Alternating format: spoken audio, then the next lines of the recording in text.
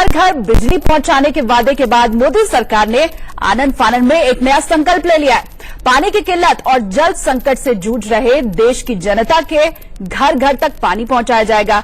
2024 तक पानी पहुंचाने का संकल्प मोदी की नई सरकार ने लिया है। जिस देश में बारिश औसत से कम होती है, आधे से ज्यादा हिंदुस्तान सूखाग्रस्त हो, ऐसे में क्या 2024 के बाद हिंदुस्तान प्यासा नहीं रहेगा? मोदी सरकार के लिए घर घर पानी पहुंचाना कितना बड़ा चैलेंज होगा? इसी मुद्दे पर पहली बहस में हमारे साथ एक बड़ा पैनल मौजूद है, लेकिन उसका तारुफ आपसे कराऊं उसकी पहले रिपोर्ट देखिए।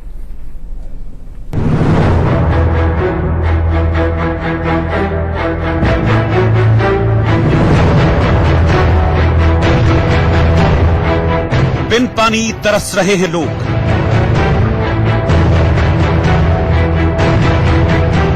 तड़प रहे हैं जानवर। आधे हिंदुस्तान में सूखे जैसे हालात हैं। किसान सूखते हुए अपने खेतों को बदनसीबी से ताक रहे हैं।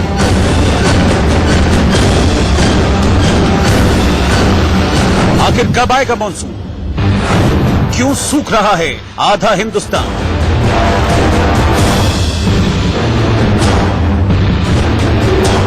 उत्तर से लेकर दक्षिण तक, मध्य भारत से लेकर पूर्वोत्तर तक आलम एक ही है। जल स्तर कम हो रहा है और पारा चढ़ता जा रहा है।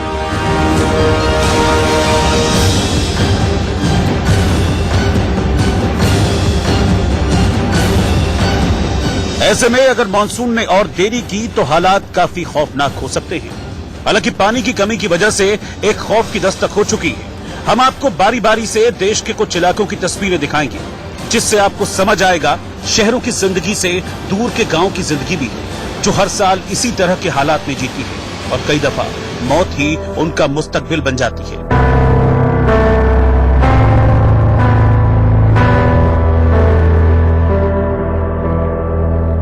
दुनिया भर में विश्व पर्यावरण दिवस पर बड़ी बड़ी बातें हो रही हैं, लेकिन सबसे मूल बात यही है, अगर इंसान को जीने के लिए साफ हवा और पीने के लिए साफ पानी ही नहीं मिलेगा तो आखिर किस दौर में जी रहे हैं हम? हालांकि जो दौर शुरू हो चुका है उसके लिए खुद इंसान जिम्मेदार है। आपको दिखाते हैं इंसान ने जब कुदरत के नियमों को लांघा तो हालात कितने बदतर हो सकते हैं। पहली तस्वीर महाराष्ट्र के पालघर से है। देश की आर्थिक राजधानी कहे जाने वाली मुंबई से कुछ किलोमीटर दूरी पर पड़ता है पालघर जिला। मुंबई के पास है तो ये कहा जा सकता है कि यहाँ तो कम से कम पानी की किल्लत नहीं होगी। लेकिन अब आप तस्वीरें देखिए और समझिए कि देश में पानी का आपातकाल लग चुका है। ये पालघर का कामान गांव है। इस गांव में पानी के लिए कोई इंतजाम नहीं है। गांव के पास से बहने वाली नदी सूख चुकी है। एक तालाब में बस थोड़ा सा पानी बचा है जो सिकुड़कर एक गड्ढे जैसा हो गया है। लोग यहीं से पानी भरते हैं और इसी पानी को पीते भी हैं। लेकिन अब जो हम आपको बताने जा रहे हैं वो आपको हिलाकर रख देगा।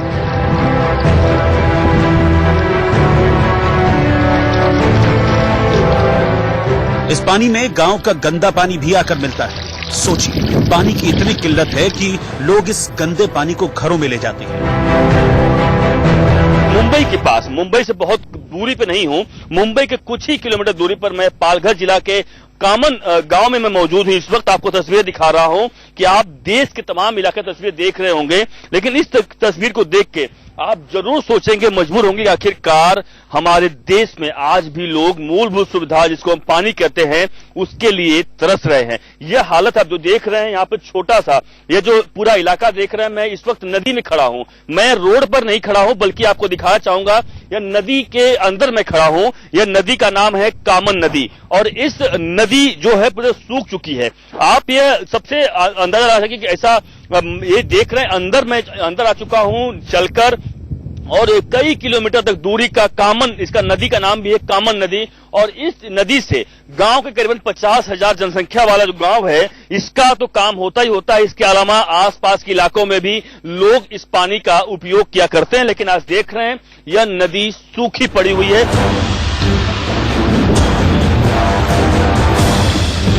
गांव वालों का कहना है कि पानी की किल्लत होने पर प्रशासन की तरफ से इस तालाब को तैयार कराया गया था। बाद में इसमें वक्त वक्त पर पानी डाल दिया जाता है, लेकिन जब से गर्मी पड़ रही है तब से पानी कम होता जा रहा है और सुध लेने वाला कोई नहीं।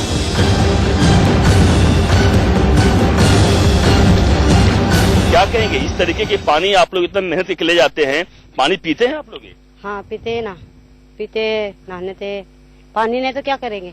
बिल्कुल, लेकिन आप लोग कितनी दूरी से चलकर यहाँ पे आते हैं, नदी में आते हैं, यहाँ पर छोटा सा एक जो है जगह वहाँ से पानी ले जाते हैं, कितनी तकलीफ होती है? तो बहुत तकलीफ होती है, तो क्या करूँगा। लेता है पानी लेके जाता है, इधर से 2-2 3-3 हांडा लेके जाता है, क्या करेगा, पाँव दर्द होता है। बिल्कुल, लेकिन यहाँ पे क्या कोई सुनवाई नहीं है? कोई सरकार की तरफ से कोई आता नहीं है, कोई अधिकारी नहीं आता, कभी सुनवाई नहीं होती है कि गांव में क्या हैंडपंप ही नहीं है या फिर गांव में आपके घरों में नल नहीं है? नल नहीं, कुछ नहीं है। हम लोग सर पे लेके जाते हैं हंडा, डब्बा बस से पानी लेके जाते हैं निकालने के लिए। ले जाते हो? कितने हाँ। दूर से आप लोग आते हैं? कितने 1-2 किलोमीटर दूर पे आते होंगे? हाँ। 1-2 किलोमीटर से 1-2 किलोमीटर आता है, चल के आते हैं? चल के आते हैं पाइप से। यह हालत है। अब कमान गांव से सटे हुए दूसरे गांव चिंचवटी की तस्वीर आपको दिखाते हैं। चिंचवटी में पानी का स्तर इतना गिर चुका है कि गांव में लगे हैंडपंप में पानी नहीं आ रहा। कई घंटे नल चलाने के बाद बूंद बूंद कर पानी टपकता है, जिसके सामने लोग घंटों अपनी बाल्टी लिए खड़े रहते हैं। आप देखकर एक तस्वीर और चौंक जाएंगे कि हम अब देख रहा हूं कि जो ये माता जी हैं पिछले 15 मिनट से इस हैंडपंप को लगातार चला रही हैं, लेकिन एक बूंद पानी इस हैंडपंप से नहीं आ रहा है। यह स्थिति है मुंबई के पास का पालघर के इलाके का, यही स्थिति है महाराष्ट्र के तमाम मराठवाड़ा इलाके का, जहां पर भी कहीं पर भी ना हैंडपंप है ना कुआं में कहीं पर भी पानी नहीं। महाराष्ट्र देश के उन राज्यों में आता है जहां सबसे ज्यादा सूखे की मार पड़ती है। खासतौर से विदर्भ और मराठवाड़ा में सूखे का सबसे ज्यादा प्रकोप देखने को मिलता है। हर साल सूखे की वजह से कई किसान आत्महत्या कर लेते हैं। इस बार हालात और खराब है। मराठवाड़ा मध्य महाराष्ट्र में पड़ता है, जिसमें 8 जिले आते हैं और उन्हीं में से एक है औरंगाबाद। अब आपको औरंगाबाद में पानी को तरसते लोगों की तस्वीरें दिखाते हैं। एक पानी से भरा टैंकर और उसके पीछे बेतहाशा भागते लोग। ये सिर्फ पानी के लिए दौड़ नहीं है, दरअसल ये जिंदगी बचाने की जद्दोजहद का एक नमूना भर है। देश के दूसरे हिस्सों में क्या हाल होगा, आपको इससे समझ आ जाएगा। देखिए और समझिए कैसे लोग बूंद बूंद पानी के लिए अपनी जिंदगी को खतरे में डाल देते हैं।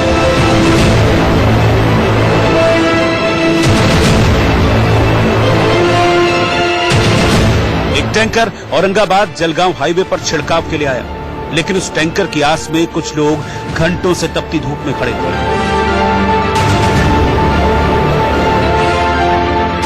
टैंकर क्या आया जैसे कोई जीवनदाता आ गया। फिर सारे के सारे हाथ में बाल्टी और डिब्बे लेकर टैंकर की तरफ दौड़ पड़े। कोशिश थी कि एक भी बूंद जमीन पर न गिरे। टैंकर के पीछे कुछ देर दौड़ते रहे। जब थक जाते तो थोड़ी सांस लेते और फिर दौड़ने लगते।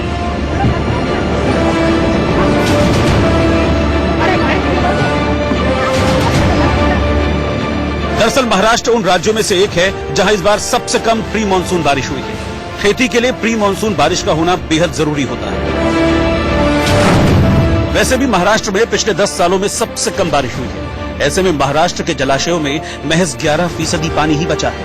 जाहिर है जब पानी लगातार सूखता जा रहा है तो उसका असर दूसरे इलाकों पर भी पड़ेगा। तकरीबन पूरे महाराष्ट्र में सूखे जैसी स्थिति हो चुकी है। वैसे मानसून 7 जून को केरल में दस्तक देगा, जो पिछले साल के मुकाबले देरी से आ रहा है।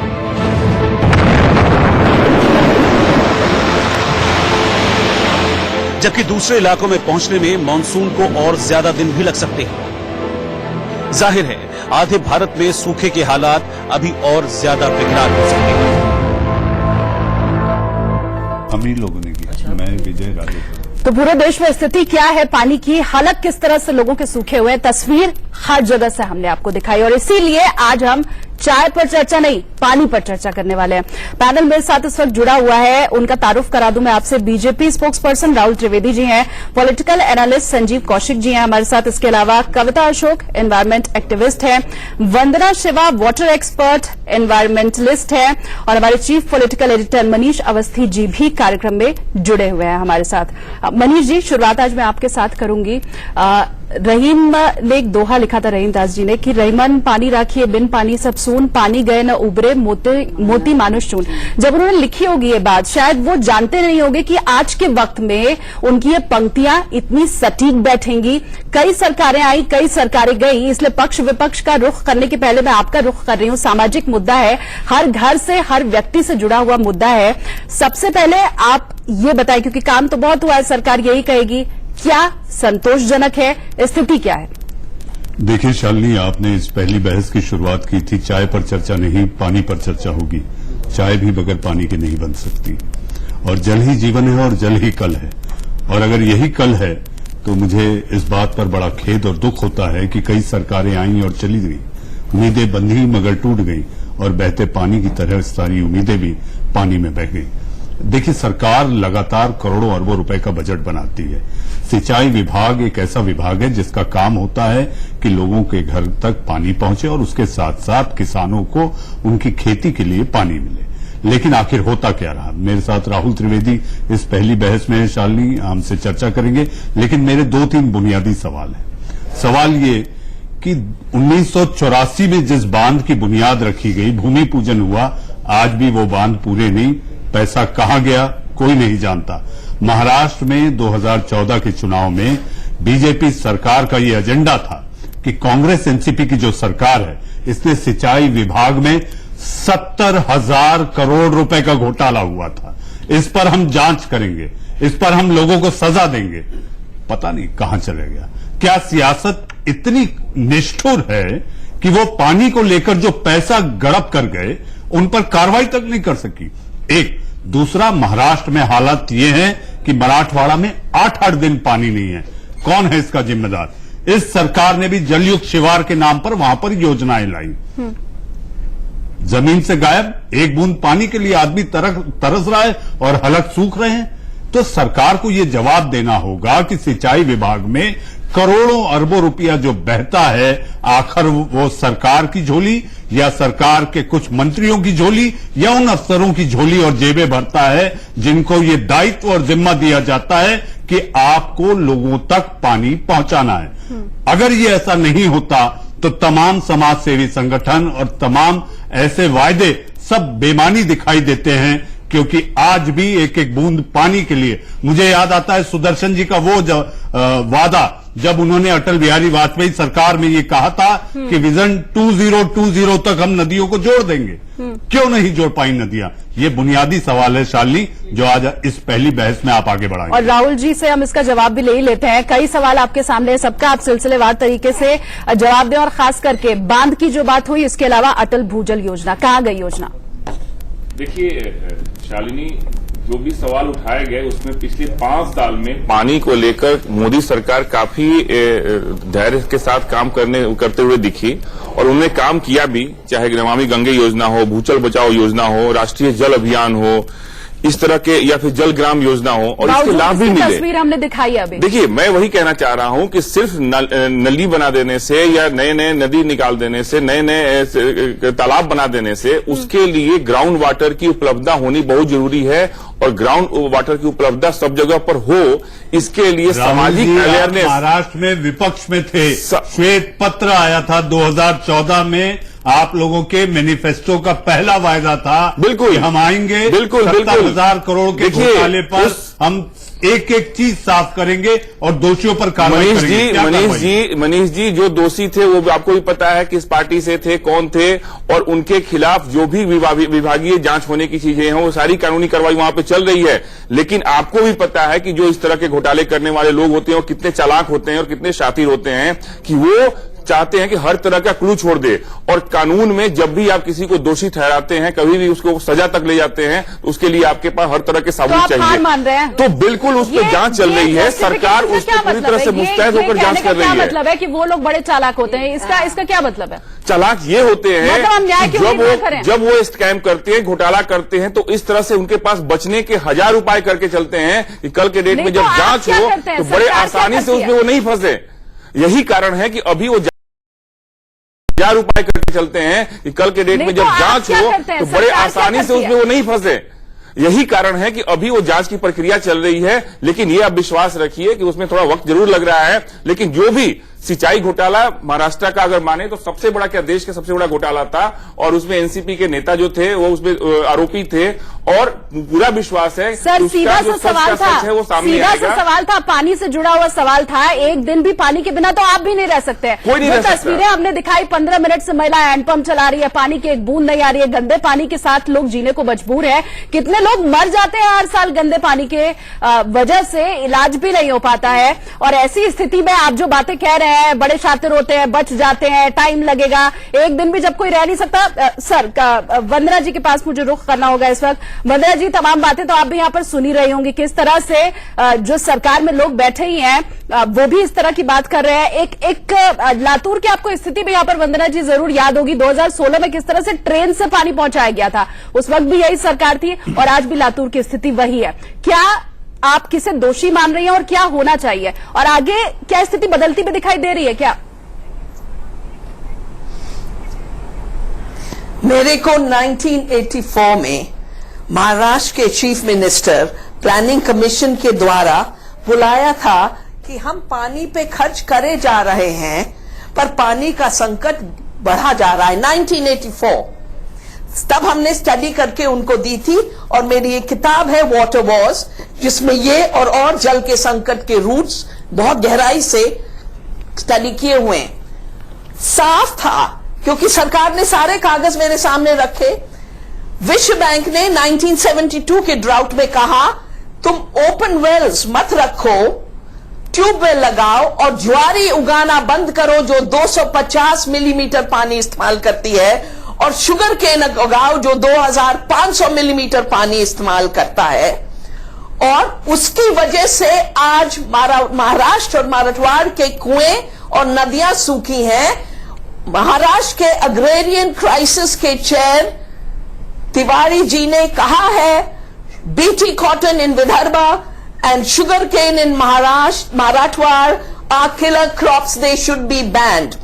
पानी आता कैसे है? बारिश से आता है। वो फिर रहता कहां है?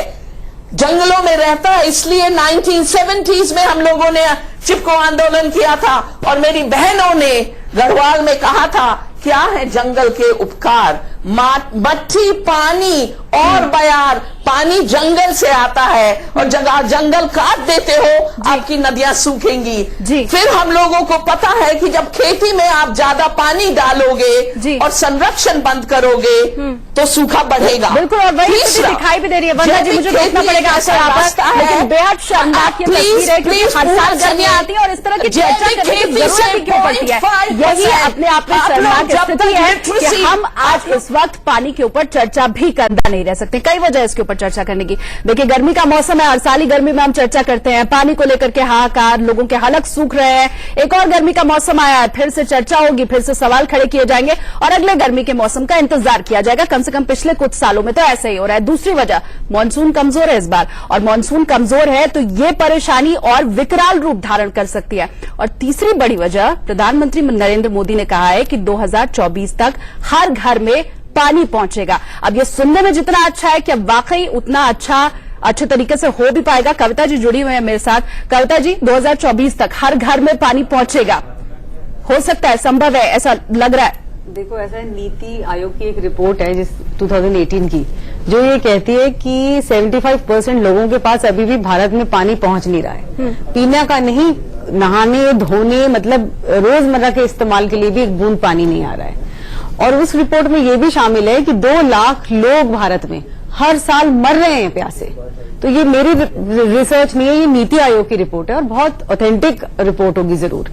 अब मोदी जी ने 2019 के इलेक्शन में ये एक वादा रखा लोगों से, जनता से, कि हम 2024 तक सबके घरों में पानी पहुंचाएंगे, चाहे आप देहात में हो, चाहे दूर गांव में रह रहे हो, चाहे आप कहीं भी हो, मुंबई हो, महाराष्ट्र हो, कहीं भी हो, कितने गांव हो, पानी पहुंचेगा। इसको लेकर के देखिए, जल शक्ति का जो इन्होंने वो सब डिपार्टमेंट्स को मिला करके एक जल शक्ति मिनिस्ट्री मिशन कर दिया है, और 2 एक छोटे और इन्होंने मिशन जो हैं वो नए लॉन्च करे हैं, जिनका नाम है कि एक हो गया जल जीवन के नाम से शुरू हो रहा है। अभी 2019 वाली जो गवर्नमेंट नहीं आई है, इनका बता रही हूं मैं, 2 चीजें नहीं है। एक है जल जीवन, जल जीवन मिशन, दूसरा है नल से जल, यानी हर व्यक्ति को अब दूर जाना नहीं पड़ेगा, मटके लेके महिलाओं को 50 कोसों नहीं चलना 2 बूंद पानी के लिए, हर नल से जल आएगा। देखिए बहुत शानदार, मैं कहती हूँ वादा है और बहुत प्रशंसनीय और बहुत आश्वासन देता है मेरे जैसे समाज सेवी और एनवायरमेंट एक्टिविस्ट को कि इतनी अच्छी हमारी भारत की तस्वीर खींची जा रही है। पर सच्चाई ये है कि मुझे यकीन नहीं हो रहा कि इतनी जल्दी हो पाएगा, क्योंकि इतने बरसों से इतने बांध बने, इतने प्रोजेक्ट्स हुए, इतने वादे हुए रिवर्स के। अभी आप देखिए Yamuna action plan 3rd phase में चल रहा है, तो फर्स्ट सेकंड हमारे अंदर ही बड़ी कविता जी, हमारे अंदर भी बड़ी कला है। आप देखिए राज्यों का जो जल का विवाद है वो सालों से चला आ रहा है। मैं ये कह रही हूँ कि इतने सारे वादे पुराने भी पेंडिंग पड़े हैं, वो भी पूरे नहीं हुए। तो अभी जो नए आए हैं इन्हें पूरी तरह से ग्रास्प करके बिलीव करना बहुत अच्छा लगता है, बहुत प्रोत्साहन देता है। जी आपको लगता है कि नदियां जोड़ो जो अभियान शुरू हुआ था वो अभियान कहीं कमजोर पड़ गया और ये एक बड़ी वजह हो सकती है? बिल्कुल आपने सही कहा, क्योंकि जब स्टेट्स का आपस में देखिए ना, हमारा तो हर समय इंटरेक्शन ही ठीक नहीं है। कोई कहता है ये स्टेट गवर्नमेंट की रिस्पांसिबिलिटी, कभी सेंट्रल की हो जाती है, कभी किसी डिपार्टमेंट की हो जाती है, और कुछ नहीं है। जो कहते हैं प्रशासन कमजोर है, इम्प्लीमेंटेशन था जी, गवर्नमेंट पॉलिसी फेल हो गई, पैसे खा गए, बहाने हमारे पास हजारों लाखों हैं कि कोई चीज क्यों फेल हुई। मगर मानेंगे हम तब जब कोई काम करके हमें दिखाएगा, और जैसे कि वादा किया गया है कि हर नल में से जल आएगा। नल तो लग जाएगा, जल तो आए। हाँ, ये हम तो चाहते हैं। मान ले जैसे बिजली पहुंचाने का वादा किया गया तो खंबे तो लग गए, लेकिन खंभों में बिजली नहीं आई, तो कहीं वही तो नहीं होगा, नल लगा दिया जाएगा, पानी नहीं आएगा तो करेगा क्या? देखा, हम बहुत आशावादी तरीके से इस पे बात कर रहे हैं कि शायद ये हो पाए। अब गवर्नमेंट के ऊपर डिपेंड करता है कि 5 साल में जो वादा किया है उसे निभा के। लेकिन अगर पिछले 5 साल में काम हुआ होता ना, कविता जी, सवाल हम इसलिए उठा रहे हैं, पिछले 5 साल में अगर काम हुआ होता तो जो तस्वीर हमने आज दिखाई वो हमें दिखानी नहीं पड़ती। तो वही सरकार तो पिछले 5 साल भी थी ना। अब एक नई बात जो कही जा रही है वो कहां तक? बहुत सारा काम हुआ है, कम से कम 13,000 गाँव को चुना गया जिसमें जल संरक्षण के लिए काम करने की बात हुई कि इन गाँवों को स्पेशली चुना गया जहां पर सबसे ज्यादा क्राइसिस थी और कैसे उनको जल संरक्षण किया जाए। उसके बाद एक योजना चलाई गई थी जो नवंबर 2018 तक चली, जिसमें एक तरह से ये किया गया था कि जो भी सबसे ज्यादा जल संरक्षण करेगा अगर वो सरकार को बताता है। सर, मैं संजीव जी के पास नहीं गई हूँ, उनका भी नोट कर लेती हूँ, लेकिन एक बात क्या है, मैं आगे बढ़ूं। अगर देश में 10 आदमी भी ऐसा है ना जिसको पानी नहीं मिल रहा है, तो उसके बाद ये जो तमाम बातें आप कर रहे हैं वो बेमानी हो जाती है और उन सब के लिए आपको जिम्मेदारी उठानी पड़ेगी। संजीव जी, पिछले कई सालों से बात हो रही है, सिर्फ बीजेपी की तो गवर्नमेंट रही नहीं, कांग्रेस की भी इतने साल तक सत्ता रही है और शुरुआत तो वहीं से हो रही है। अगर अभी की स्थिति ये है, अभी की तस्वीर ये है जो हमने दर्शकों को रिपोर्ट दिखाई, तो पहले की भी यही तस्वीर थी। देखिए, इसे 2 तरीके से देखने की जरूरत है। पहली बात तो ये कि पानी की कमी हिंदुस्तान में तकरीबन 50-60% लोग अभी भी शुद्ध जल अभी नहीं मिल पा रहा है उनको, और पीने की पानी की बात तो छोड़ दीजिए आप, जैसा कि मैंने कहा अभी। हकीकत ये है कि हमें पहले सामाजिक स्तर पर लोगों के बीच में ये एक जागरूकता फैलानी है कि पानी के बचाव के लिए, पेड़ पौधों के बचाव के लिए, और ये जागरूकता केवल एक दिन में नहीं आनी है और एक सरकार की जिम्मे भी नहीं होनी है। जल संवर्धन के तरीके क्या हो सकते हैं, हम तालाब के प्रति कैसे चिंतित हों, कैसे कुओं के प्रति चिंतित हों, मैं बता रहा हूँ। सामाजिक बात मैं मानती हूँ, मैं उसकी भी बात कर रहा हूँ। और दूसरा एक और तरीका है जो राजनीतिक स्तर पर इसका पहल किया जाना चाहिए। पिछली सरकारें हो या आज की सरकारें हो, जब आप, सीधी सी बात मैं बोल रहा हूं, अभी आपने रिपोर्ट में दिखाया कि किस तरह से पानी की किल्लत है। वाराणसी में लोग मटके फोड़ रहे हैं, आप लोग और जगहों की बात छोड़ दीजिए जहां से हमारे प्रधानमंत्री जी आते हैं। मैं सिर्फ ये कह रहा हूं कि राजनीतिक इच्छा शक्ति यदि मजबूत हो तो आप शौचालय घरों तक पहुंचा सकते हैं, बना सकते हैं, आप रसोई गैस पहुंचा सकते हैं, आप उनके रहने के लिए घर दे सकते हैं। अभी तत्काल में जो पानी की समस्या है, अभी फिलहाल तो उनके दरवाजे तक पानी पहुंचने की जरूरत है, और ये कैसे पहुंचाया जाए, मैं समझता हूं कि सरकार इसके लिए सक्षम है। नीति बनाए और कम से कम अभी तत्काल, हम लंबे समय पे या व्यापक परिप्रेक्ष्य में सोचते हुए, किसी ने कहा पिछली सरकारों ने क्या गलतियां की और अभी की सरकारें। मैं सीधी सी बात बताता हूं, मैं बिहार से आता हूं। बिहार में जो अभी नल जल की बात हो रही थी उसका माइनस पॉइंट मैं बता दूं, वहां पे, मैं उत्तर बिहार से आता हूं, हमारे यहाँ पानी की भी कोई कमी नहीं है। वहां प्लास्टिक, अभी गर्मियों का समय है, प्लास्टिक के बड़े बड़े टैंकर गांव में लगा दिए गए हैं और दरवाजे तक नल लगा दिया गया है। लोग करते क्या है, जो पानी चलाता है वो सुबह में, मॉर्निंग में ही वो पानी चला देता है, दोपहर में कौन चलाने गया गर्मियों के मौसम में, और जिनके दरवाजे तक वो नल पहुंचा है वो नल खोल देते हैं कि गर्म पानी पिए कौन। हकीकत ये है कि बिजली जाने के बाद में जमीन से पानी का दोहन ऐसा होता है कि गांव तक बिजली पहुंच गई है। बिजली लगा के वो जैसे भी हो मोटर लगाते हैं और एक गाड़ी को धोने में कम से कम 500 लीटर। समस्या ये भी चीज है। तो आप कैसे लोगों को जगाते हैं? कौशिक जी, समस्या मुझे ये दिखाई देती है कि पानी अगर आज आपको पहुंचाना है, पानी की आज जरूरत है। यही मैं भी बिजली, कहना चाह रहा हूं। सड़क के बगैर जीवन कट सकता है, पानी के बगैर जीवन नहीं कट सकता। तो पानी प्राथमिकता क्यों नहीं थी? सरकार चाहे बीजेपी की रहे चाहे कांग्रेस की रहे। हम राहुल जी, और हम पिछली बात नहीं करेंगे, अभी फिलहाल में वर्तमान सरकार राहुल की जी, बात कर पानी रहा क्यों नहीं हूं। सरकार उनकी की जिम्मेवारी प्राथमिकता है। में जब थी। सरकार बनी, उनके पास आधारभूत संरचनाओं की अगर देखें तो हर जगह चैलेंज था। सबसे ज्यादा चैलेंज ये था कि जहां पर सड़कें नहीं थी, गांव में लोगों को आवागमन की स्थिति बड़ी नाजुक थी।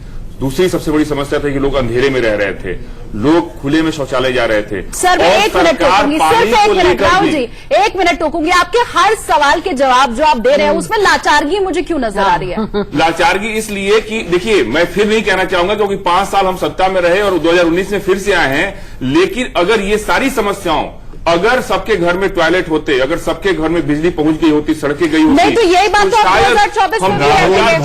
2024 में भी आप ये लाचारगी दिखा पानी देंगे। के सोचते इस टॉयलेट की अहमियत और कीमत तो तब रहेगी जब पानी आएगा। जब पानी होगा। ये भी एक बड़ी टॉयलेट समस्या कैसे यूज है। होगा? ये भी बहुत बड़ी अवेयरनेस है। आज पता है, हम एक इंसान, यही सवाल तो एक हमारा फ्लश में- सर, यही सवाल एक है। इंसान एक फ्लश में एक साल में लगभग 25,000 लीटर पानी एक इंसान खर्च कर देता है। क्या हमें उसके लिए भी अवेयर होना पड़ेगा? और इंसान हमें और आपको भी क्या करना कर रहा है, पड़ेगा। हम सब जानते रही हैं, बात हर कोई सरकार अपनी की तरफ से, जिम्मेदारी समझ तो रहा केंद्र है। सरकार, देखिए, एक तो ये राज्य सरकार और केंद्र सरकार दोनों का विषय है, जिसमें दोनों को मिलकर ही काम करना पड़ेगा। अगर केंद्र सरकार की बात करें तो 2014 के बाद सबसे ज्यादा अगर अवेयरनेस लाने का या प्रोग्राम लाने का सूखे के काम किया संकट है, से जूझ रहे हैं वहां आप ही की सरकारें हैं। और नहीं, देखिए, परिस्थितियां और विषम होती वहां जा पर रही है। हमारी सरकार है, वो एक अलग चीज मैं है, एक- अलग एक विषय चीज- है। राज्य मैं एक सरकार चीज की ऐड करना भूमिका चाहूंगी। होती है। कविता, मैं राहुल केंद्र जी- सरकार की भूमिका की बात करता राहुल हूँ। जी की बात जल सुन लेते हैं। मंत्रालय बनाकर और सबसे ज्यादा केंद्र के तरफ से लोगों के घर तक पानी पहुंचाने का, अभी जिस तरह से माननीय मोदी जी ने कहा कि हर घर, सभी को, जिसके पास अगर घर नहीं है उसको घर मिलेगा और नल के साथ घर मिलेगा और उस नल में उसमें जल शौचालय भी मिलेगा होगा, उसमें और पानी उसका जाएगा। कार्यक्रम ये तो राहुल जी- सरकार की तरफ से शुरू भी कर दिया राहुल है। जी, सुन लेते हैं। आपके वादे हमने सुने हैं। अब मैं ये कहना चाहूंगी, क्योंकि मैं एनवायरमेंट एक्टिविस्ट हूँ और मैं सोशल वर्क करती हूँ,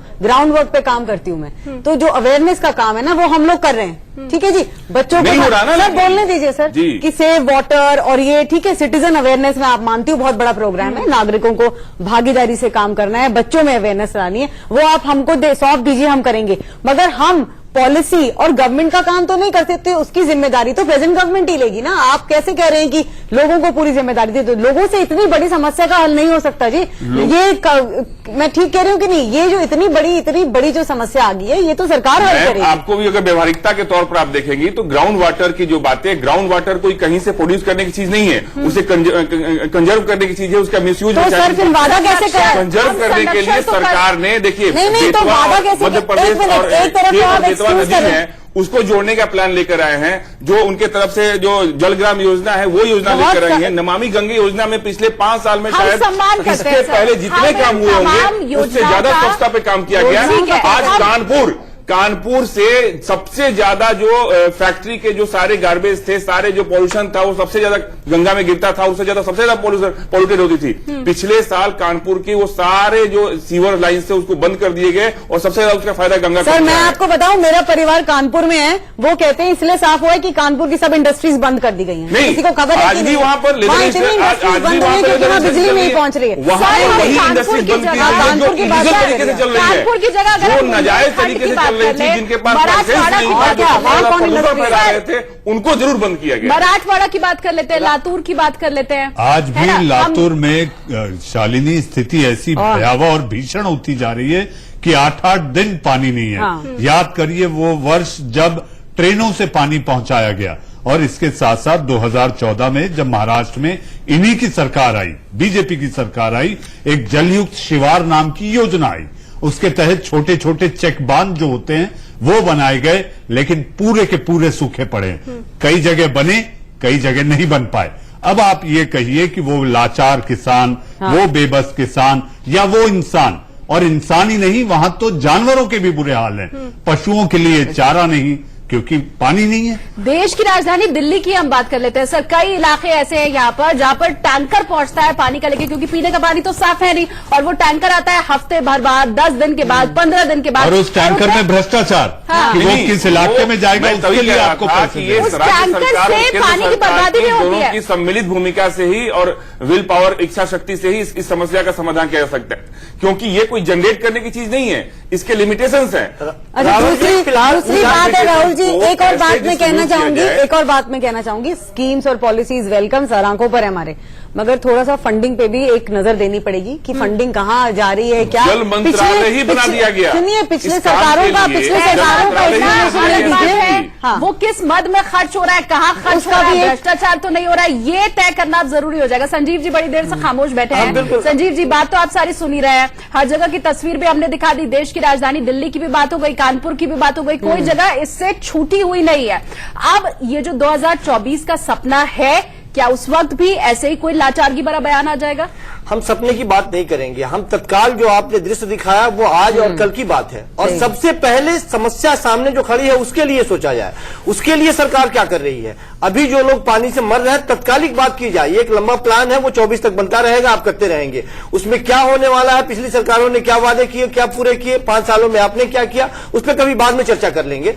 अभी जो भयावह स्थिति है, अभी जिस तरह से पानी की किल्लत हुई है, इसके लिए सरकार अभी क्या कर रही है, ये सबसे महत्वपूर्ण सवाल है। राहुल जी, यदि इस पर डाल पाए, सरकार क्या कर रही है, केंद्र सरकार कितनी मेहनत कर रही है, इस पर क्या प्लान कर रही है, उसके बारे में बताया, ताकि लोग जो देख रहे हैं इस शो को वो आश्वस्त हो कि नहीं, हमारे मोहल्ले में, हमारे गांव में यदि इस तरह की कोई किल्लत है, तत्कालिक जवाब दें, अभी सरकार क्या कर रही है, और मानसून की स्थिति तो हम देख ही रहे हैं, तो कहीं ऐसा नहीं हो कि ये और विकराल रूप ले ले। सरकार की तरफ से अगर तत्कालीन व्यवस्था की बात की जाए, तो तत्कालिक व्यवस्था में राज्य सरकार की भूमिका ही अहम होती है, और राज्य सरकार की जो भूमिका है उसमें यही है कि अगर वाटर कंजर्वेशन के लिए, उसके संरक्षण के लिए जो काम किए जा रहे हैं, या तो नए पॉन्ड बनाने के काम, नए झील बनाने के काम, उस पर स्पेशली फोकस किया जा रहा है। अभी बेन और केतवा जो नदियां हैं, खासकर मध्य प्रदेश और उत्तर प्रदेश की नदी हैं, जिससे एक बहुत बड़ा तबका जो है, चाहे वो सिंचाई के मामले में हो या फिर पीने के लिए पानी के मामले में, उसको मिक्स करने का, उनको मिलाने का जो प्रयास चल रहा है, उस प्रयास से मध्य प्रदेश और उत्तर प्रदेश का एक बहुत बड़ा इलाका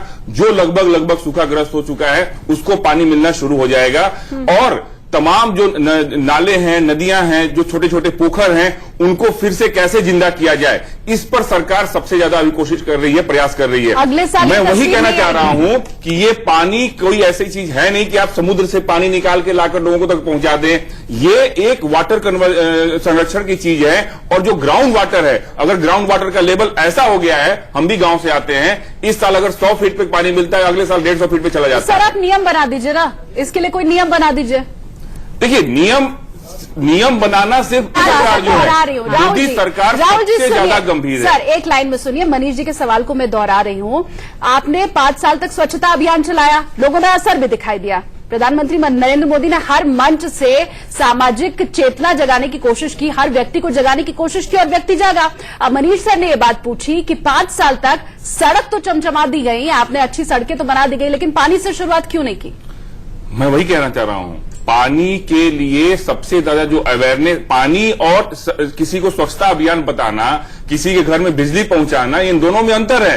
पानी के लिमिटेशंस है, मुश्किल काम है, पानी का लिमिटेशंस है, मुश्किल काम है, चैलेंजिंग है, लेकिन असंभव नहीं है, और मोदी सरकार इसको करके दिखाएगी। कूड़े के डब्बे में ही डालो, इस चीज के लिए अवेयर करना लोगों को ज्यादा आसान है, लेकिन पानी वेस्ट ना करो। अपने आप में बहुत बड़ा चीज था ना, वेस्ट ना करो। देखिए, पॉल्यूशन एक बहुत बड़ा कारण था जो हमें, नहीं, वो तो मैं मान रही हूँ, साफ पानी नहीं मिल पाता। पानी के मामले में भी अगर साफ पानी, शुद्ध पानी किसी के घर तक सराहना हम करें स्वच्छता अभियान की, उतना कम है, लोगों में बदलाव आया है, हम खुद इस चीज को मान रहे हैं, पर शुरुआत पानी से क्यों नहीं? देखिए, क्योंकि स्वच्छता कहीं न कहीं इनडायरेक्टली पानी के उपलब्धता से भी मिला हुआ है। अगर हम स्वच्छता अभियान नहीं चलाएंगे, प्रदूषण पे कंट्रोल नहीं करेंगे, तो जो पानी हमारे पास उपलब्ध भी है, वो भी शुद्ध तरीके से घर तक नहीं पहुंच पाएगा। सरकार का ये प्रयास है कि पॉल्यूशन को कंट्रोल करें, और जो पानी हमारे पास एटलीस्ट उपलब्ध है, उसको सही तरीके से लोगों के घर तक पहुंचाएं। ठीक है राहुल जी, आपकी तमाम दलीलें जो आप दे रहे हैं, इसमें वास्तविकता कम और सपने ज्यादा दिखाई दे रहे हैं। कोशिश की जा सकती है, चुनौतियों को आप अवसर बनाना बहुत अच्छे से जानते हैं, लेकिन मुंह बाय समस्या अभी खड़ी हुई है। आपको नहीं लगता कि अगर पानी नहीं मिला तो एक युद्ध, आंतरिक युद्ध छिड़ जाएगा। लोग खूना खून हो रहे हैं। नहीं, आप पानी, एक बाल्टी पानी के लिए मध्य प्रदेश में ऐसे कई दृष्टांत हैं कि पानी नहीं खून बहा है। दिल्ली में ये पानी समस्या के लिए आपको हत्याएं हुई समस्या नहीं हैं। दिखाई। इतना ही नहीं शालिनी, मैं इस पैनल और दर्शकों के लिए बताऊं कि कई घरों में बेटियों की शादियां नहीं हो रही हैं। आखिर अगर आप पानी नहीं पहुंचा रहे तो कैसा सुखद जीवन देने का सपना आप अपने जनादेश को देते हैं? आपके लिए पहली प्राथमिकता अगर पानी होती तो मुझे ऐसा लगता है कि जल ही जीवन का जो नारा है वो सार्थक होता। पानी आज भी आपके लिए थर्ड है। देखिए, अगर इस कविता जी, सरकार की बात कुछ करें, इसमें ऐड कर रही हैं सर, कविता जी कुछ ऐड मैं कर ये कहना चाहूंगी कि देखिए, सबसे ज्यादा जो मुझे इस समय समझ आ रहा है कि कहीं ना कहीं फंड का जो मैनेजमेंट है या मैनिपुलेशन है या मैनेजमेंट है जो हुआ है पिछली सरकारों में, हमें कुछ लेना देना नहीं। अब नई सरकार आई है, नए सिरे से काम हो, विश्वास हमने विश्वास से वोट दिया है, तब तो नई सरकार आई है। तो हम चाहते हैं कि अब जो आई है तो वो ढंग से इस चीज को करके दिखाए। और पानी का जो वादा किया है कि जल से नल वो हो, जल ही जीवन है वो हो, तो जल शक्ति मिशन है वो पूरा करें। सुनिए एक मिनट, और जो सर कह रहे हैं राहुल कि अवेयरनेस हो, ठीक है, अवेयरनेस की जिम्मेदारी हम भी लेंगे, सिटीजन्स को भी होनी चाहिए और खूब प्रोग्राम और आप ये वादा भी करिए कविता जी कि आप जैसे पर्यावरणविद जब बड़े बांध होते हैं तो उसका विरोध करने के लिए विरोध ना करें, क्योंकि जब तक जल संवर्धन नहीं होगा। नहीं विरोध, आप ठीक है, वो मैं बात समझती हूँ। मैं अभी वहाँ जल विरोध तक नहीं पहुंची हूँ। मैं तो सरकार के साथ काम करना चाहती हूँ कि अगर आप अच्छा कर रहे हैं, अगर आप अच्छा कर रहे हैं तो मैं आपके अवेयरनेस प्रोग्राम में शामिल होना चाहती हूँ। क्योंकि देखिए, अभी यमुना पे मैंने एक छोटी फिल्म बनाई थी खड़े होकर के पिछले हफ्ते, इतनी बदबू थी कि खड़ा नहीं हो जा रहा। तो मतलब अभी एक्शन प्लान बाकी है। गंगा, यमुना, सरस्वती, जितनी भी नदियां अभी हैं हिंदुस्तान में बची हैं, जो सूख रही हैं, सुकड़ रही हैं, उस पर अब एक्शन हो जाए, नहीं तो पता चलेगा नदियां पूरी सूख गई और हम वादे करते हैं। उम्मीद तो हम यही कर रहे हैं कि आगे आने वाले वक्त में ऐसा होगा, क्योंकि 2024 के लिए एक सपना दिखाया गया है। अब वो सपना हकीकत में पूरा होता है या नहीं, इसके लिए सरकार को सख्त कदम उठाने होंगे। बहुत शुक्रिया आप तमाम मेहमानों का हमारे साथ इस खास कार्यक्रम में और पहली बहस में